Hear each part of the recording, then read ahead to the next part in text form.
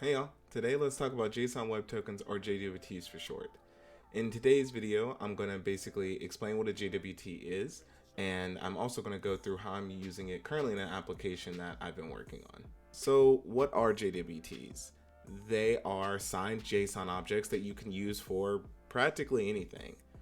They're composed of three parts: a header, a payload, and a signature. The header contains information such as the token type and the algorithm used to create the token. This header is strictly for verification purposes of the overall token. The payload contains the claims. The claims contain all the information that you're probably going to actually care about. This is where you can store practically anything you want and eventually retrieve it when you decode the token at a later time. The last part of the token is the signature. It is a hash of the encoded header, encoded payload, and an added secret. This is used for strictly verifying the authenticity of your token.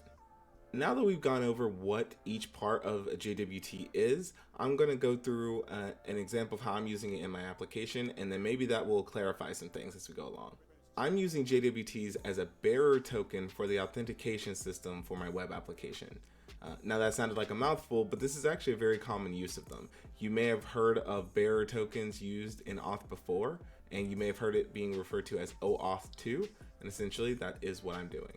JWTs are a fantastic use for these kind of applications because they can contain all sorts of user information, such as their user ID or the roles that is allowed to them.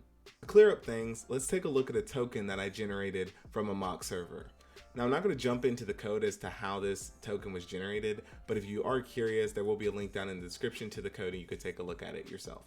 When we decode the token, we can see the following payload: the user's ID, the user's roles array, the password reset required field, the expiration date of the token, and the name of the user.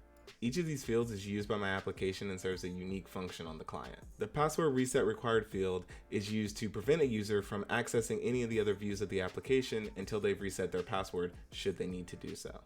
The roles array allows the front-end client to know exactly what views it can serve back to the user.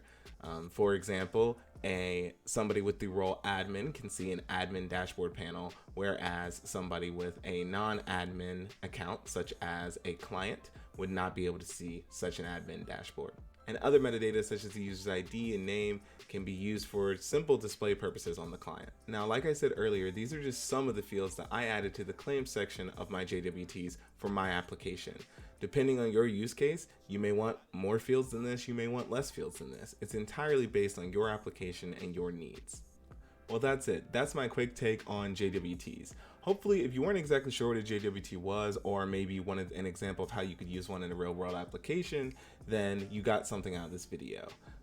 If you want, I'm kind of thinking about doing a more in-depth video about how I actually add claims to tokens and how they're actually generated. So if that sounds like something that interests you, please do let me know in the comments down below. If you're already using JWTs in one of your applications, please do let me know what you're doing down in the comments down below. I'd love to read about it. In addition, if you liked me and you liked this video, please hit subscribe and click on the bell to get notified of the next time I post a video about some coding stuff or things. All right, I'll see you.